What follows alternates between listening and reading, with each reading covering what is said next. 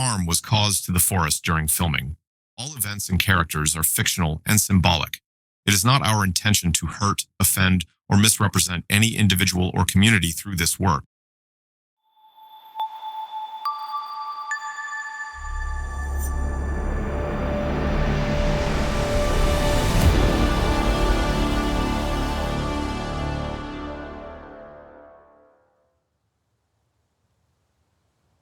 You ever had that one friend you drop everything for, even when they wouldn't do the same for you? The one who shows up only when it's convenient, when they're lonely, when they need fixing. At first, you don't want to see it. You tell yourself they care, that they're just busy. But over time, the pattern gets harder to ignore. You're always the one who remembers, the one who checks in, the one holding it all together while they drift in and out. And if you're watching this, I know this will feel familiar because either you've been treated like that or you've done it to someone else. This story isn't loud. It's not about fights or drama. It's about the quiet kind of hurt, the kind that builds slowly and still breaks something real. Somewhere in that silence, the story happens. Calling out your name. Calling out your name. Calling out your name.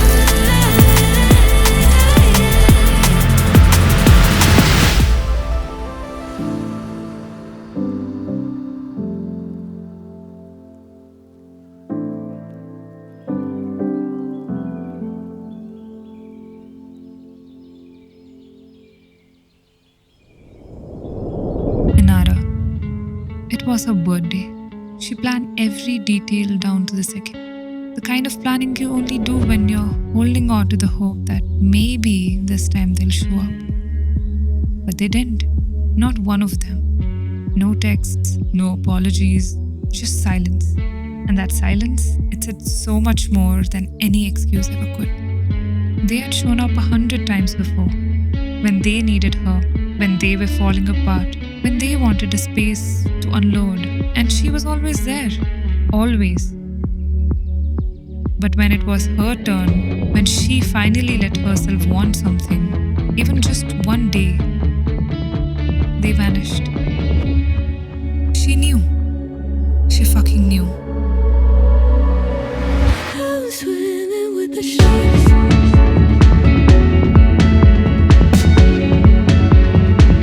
I'm swimming with the sharks. She just stood there dressed up, trying to pretend it didn't hurt, but it did.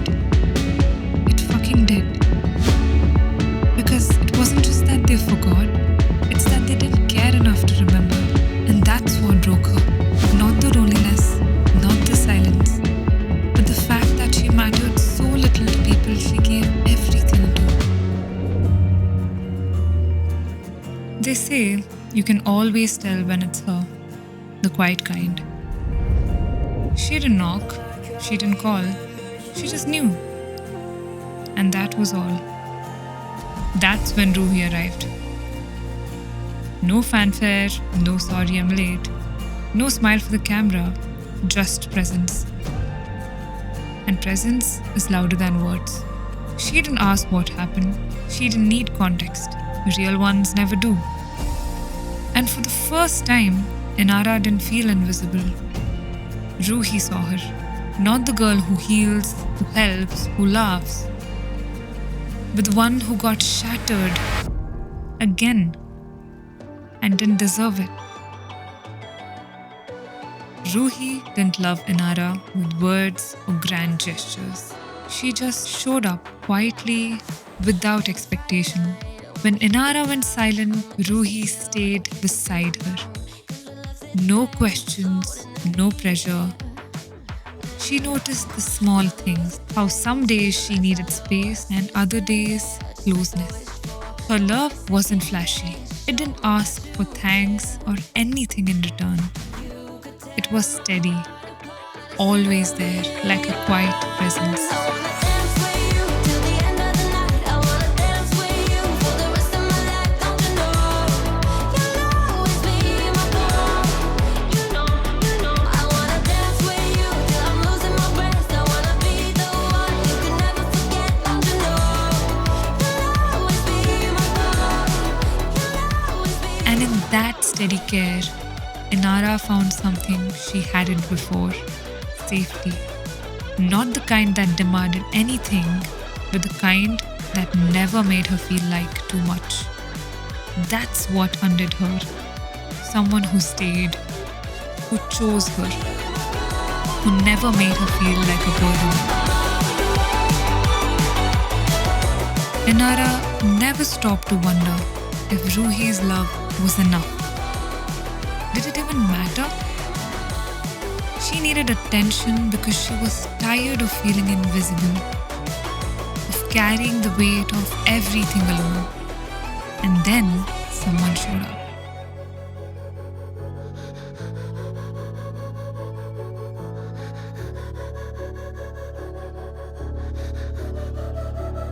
Ishan. The boy wasn't a villain. He was sweet, gentle. He gave Inara the kind of attention that makes you forget how lonely you were before. And that's where things shifted. Subtly, slowly, dangerously. I'm not usually the type to rush into the night. This time I can't. Inara started floating, feeling good, feeling wanted. And in that comfort, she forgot the pain. She forgot who held her when no one else even remembered she existed. I'm taking it slow, but I just want more. I'm taking it slow, just follow the flow. I'm taking it slow. That's the cycle no one talks about. Hurt people promise they'll never do what was done to them. Then they heal and do it anyway. Corrupts on your knees. So darling, when the rain comes crashing in, I'll be right here and listen to you sing.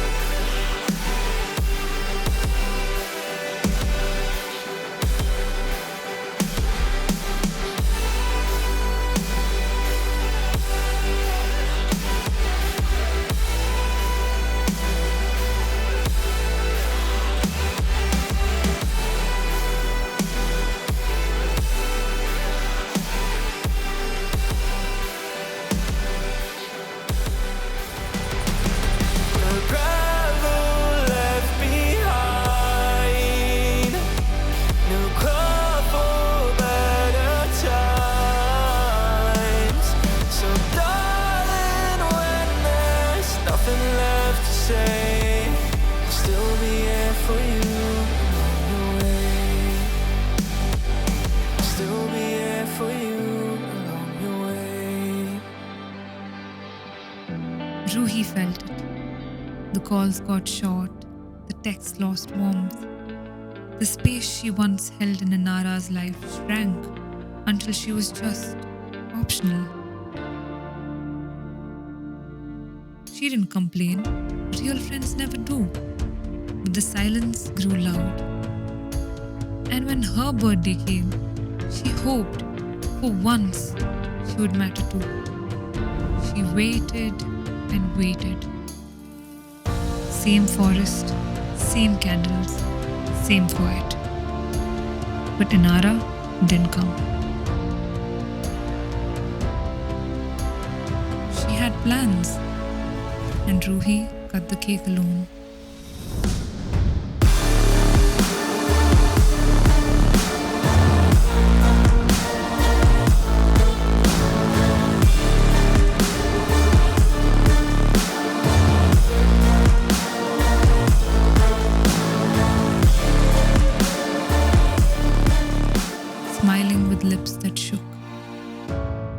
telling herself it's okay, that maybe this is what love looks like now.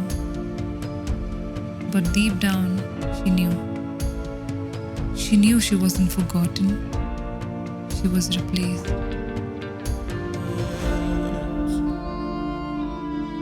Oh, it was never meant to fall apart. It was not supposed to cause us harm. But these days, all I do is wonder. That's when everything became clear. Even the purest friendships can rot when you're no longer someone's priority. Even the best intentions collapse under convenience. Even the ones who swore they'd never leave. Well, Inara came back, but too late, with excuses, apologies, regret. But the damage wasn't an accident, it was a choice. They don't betray you because they hate you. They betray you because they can, and because they know deep down you'll forgive them. But Ruhi didn't, because people like her, the real ones, they don't ask for much. But when you fail them on the one thing they did ask for, they leave. Not with drama, not with explosions. They just vanish quietly. And you feel that absence forever.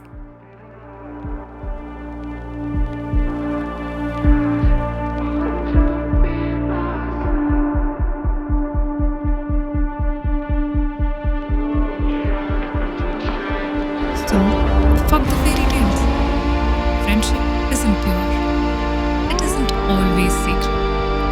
It's messy, conditional, often selfish. But real friendship, the rare kind, it's everything. It's not about who laughs the loudest at your jokes. It's about who shows up uninvited, who never needs a reason to stay, who holds your name like it's something worth protecting.